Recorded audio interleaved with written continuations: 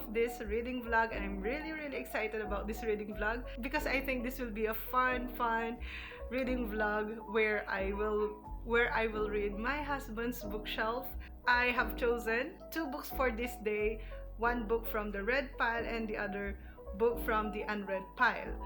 For the red pile, I have The Demon Dungeon by Budget Tan, Bo Guerrero, and J.B. Tapia.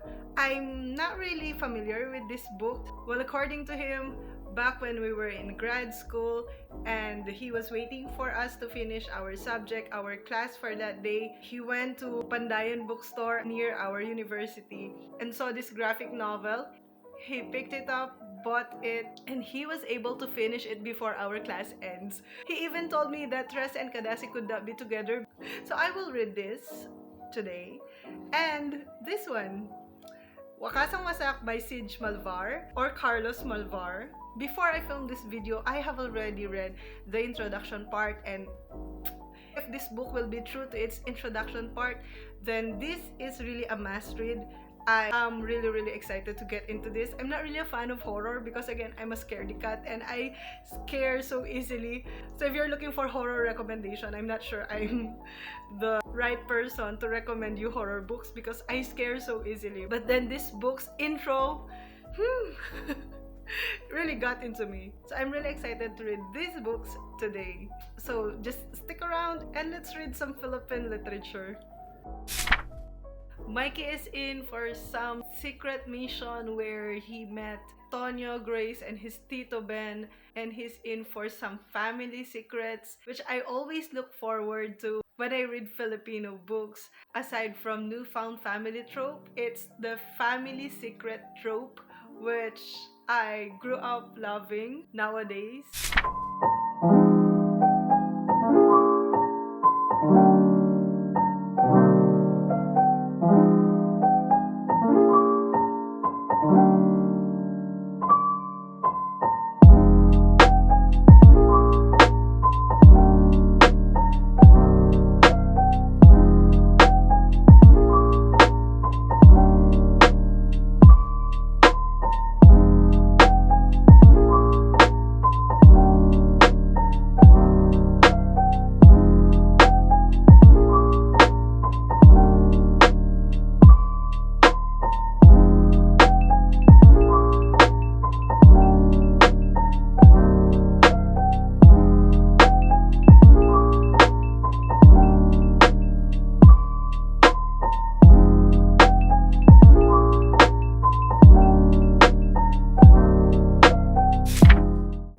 Mind-blowing. The research, the fusion of history to fiction, that's really admirable for the authors of this book, this graphic novel. I really appreciate the history and the rich culture of Filipinos during the Spaniards' colonization in the Philippines. That is the strength of this book. It's rich in history. Can we even say that this is historical fiction? Because it is set in 1945. And I'm looking forward for book 2. Does it even have book 2? And where could I buy that? Let me just say that this graphic novel is absolutely now one of my favorite graphic novels for 2021. Wait to start 2021. So we're now down to our next book, Wakasang Wasak by Carlos Malvar or Sige Malvar. And according to the introduction, this is a compilation of 3 stories which are mostly horror and fantasy. And some of the book reviews that I read said that their favorite part or their favorite story among the 3 is the second part of the book or the second story. Let's see if I also like that part, or if I have other parts that I like in this book. So the 3 stories are titled 1, Ang Kama ni Stella, 2, Ang Mutya na San Isidro, and 3, Where Angels Fear to Dance. Those are really interesting titles for me, but I was surprised that this is actually written in English. Well, as far as I can see from the first story, it's actually written in English, but the title is in Filipino. which translates to Stella's bed or the bed of Stella. And why is it special? Why Stella wakes up alone every time that she sleeps with a man in that bed? I'm really excited to get to that story. So let's get some coffee and read more.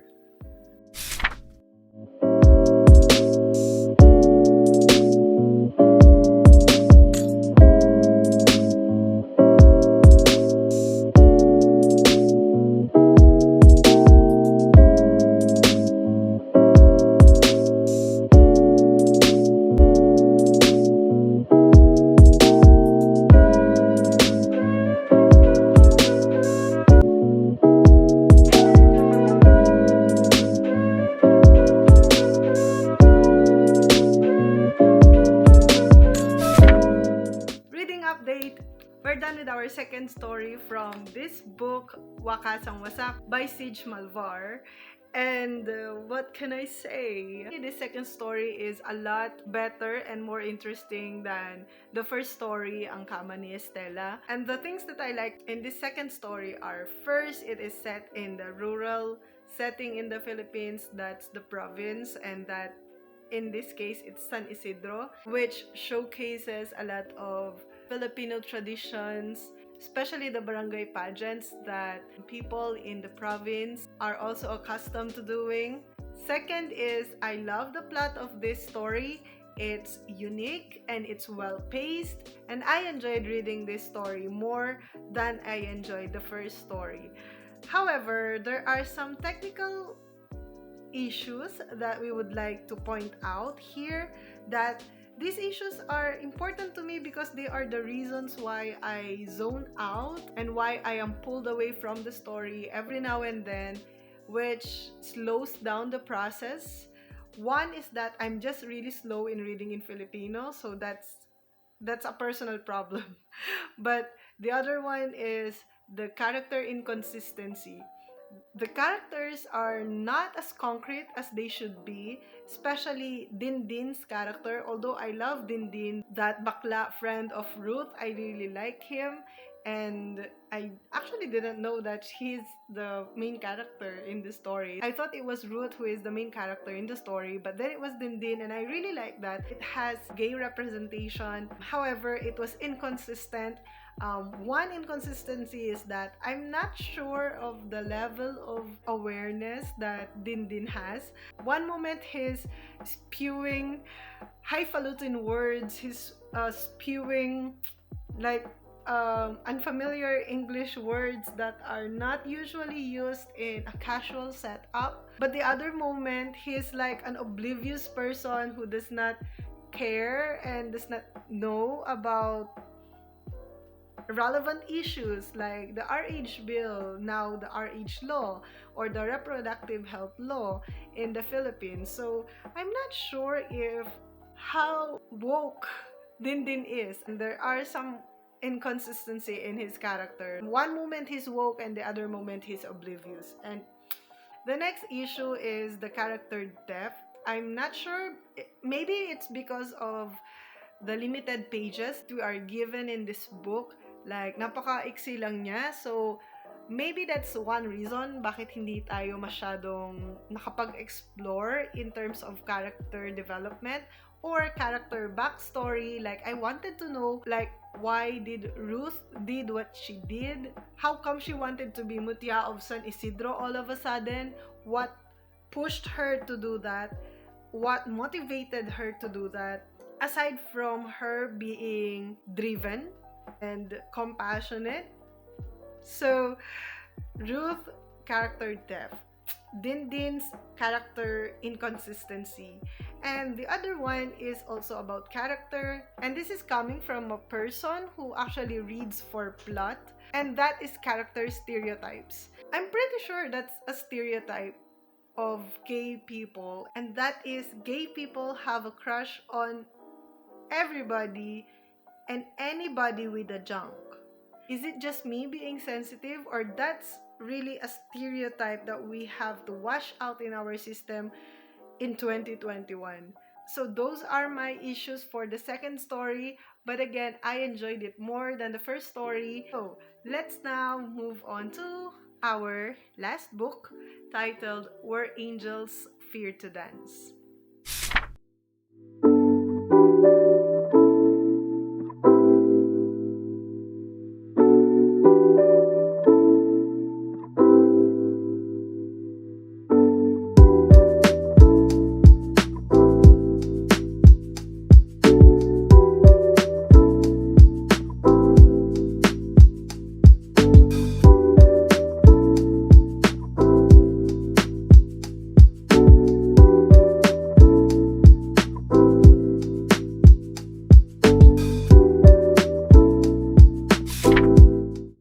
Monday.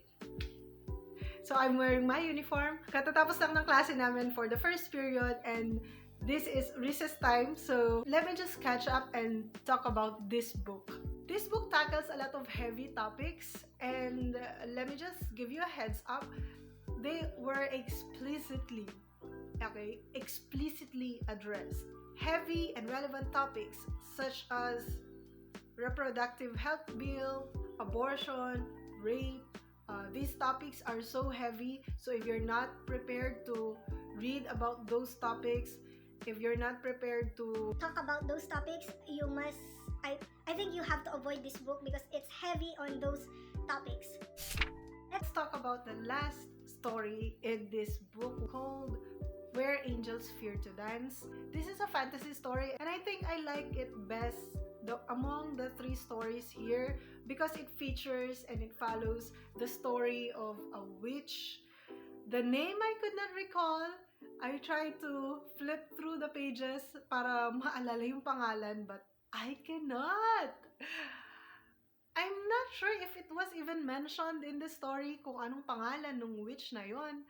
But I cannot remember because the story is told in her point of view, in her first person point of view. And people around her do not call her by her name. Huh? But I did not realize that until now that I'm filming and I have to remember her name. And I cannot. So we followed here a witch.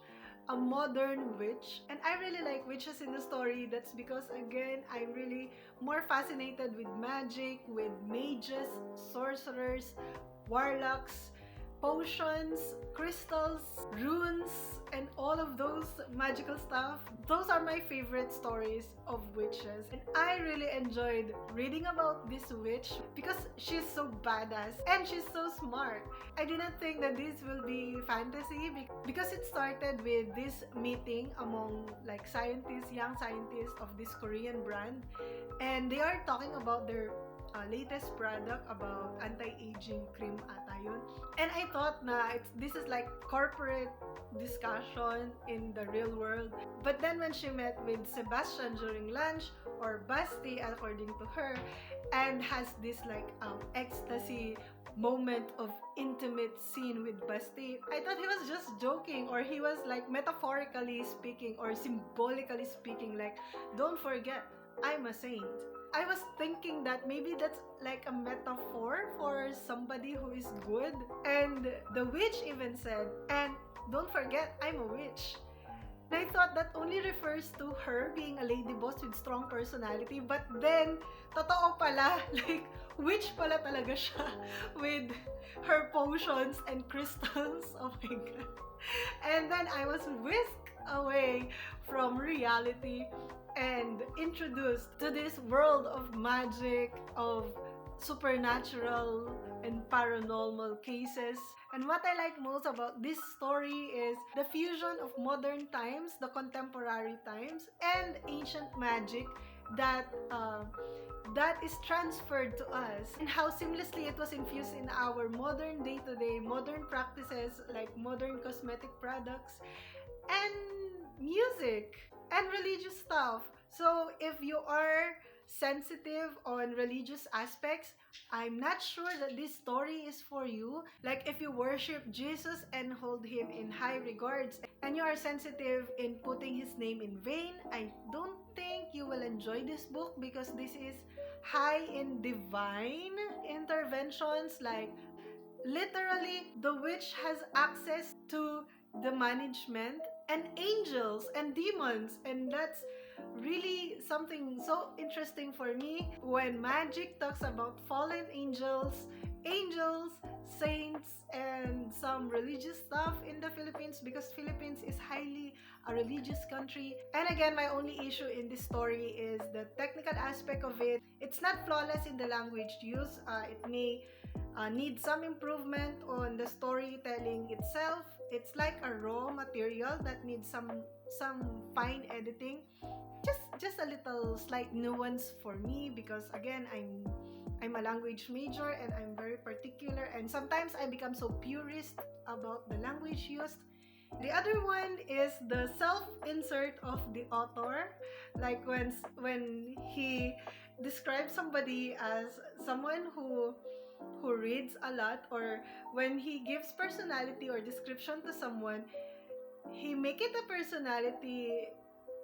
When somebody reads his work, or when somebody reads Carlos Malvar work, I'm not sure if that is a thing. Maybe he's making it a thing. Like, if you're reading Carlos Malvar work, that is your personality.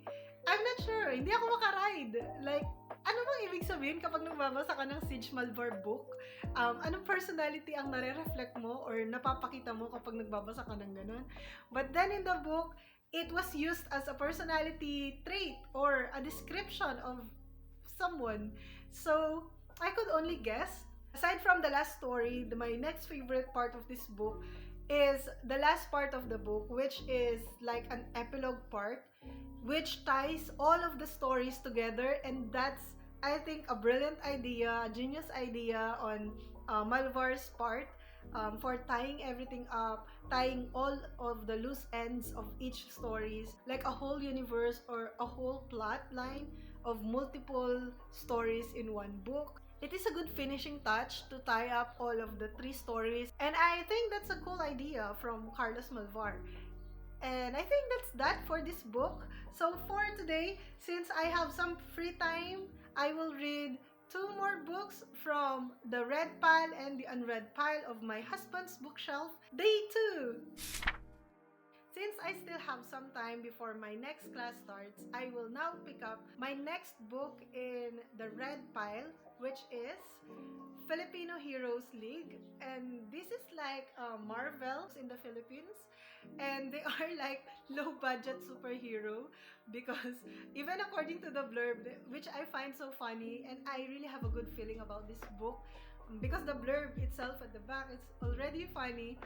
It even said here, that the Filipino Heroes League is undermanned and underfunded, and it is already difficult to be a superhero. What more if you are a superhero in a third world country? With all the limited resources that a third world country has, how could they even serve and protect each citizen? I really have a good feeling about this book. I want to start this now before my next class starts. And then we have from the unread pile, Septimus Heap, book 1 called Magic by Angie Sage. So this is like, they peg it as the next big thing in the Chosen One world. This was published in 2005. Magic follows the story of Septimus Heap. Septimus Heap was born as the 7th son of the 7th son. However, when the night that he was born, he vanished. He disappeared. Nawala na lang siya bigla.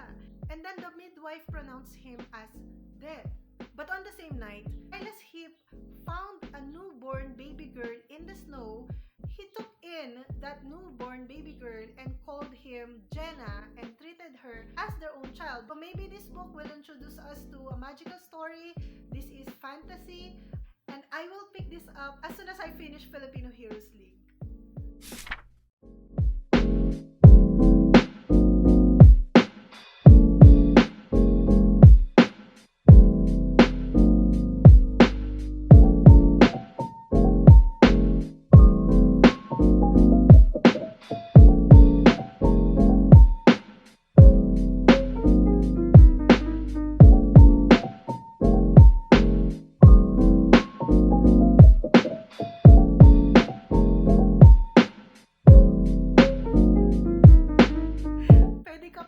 Kala ko tricycle. Hindi mo naman kasi nakita. Bike nga yun, oh. Bike, hindi yan motor. Yeah. Like low budget superheroes. Oo nga naman.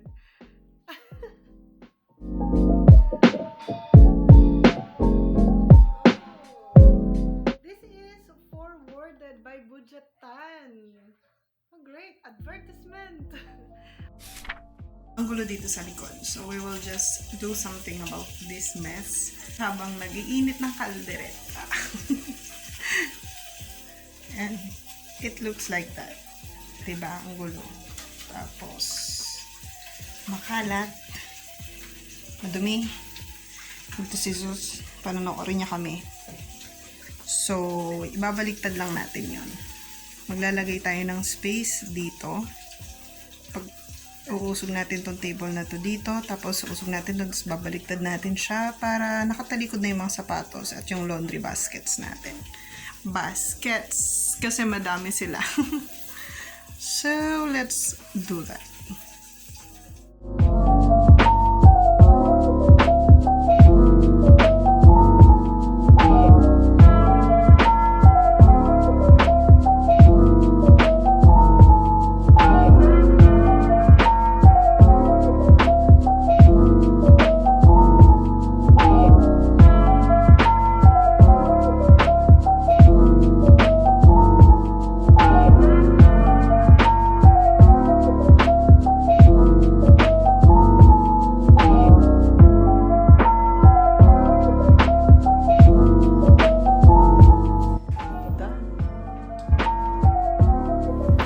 Happy naman ako sa result ng ating general cleaning dito sa likod ng bahay namin. It's now a little more tidy and neat and a little more hygienic. And I forgot to film an outro, so I'll just continue this reading vlog in the next video.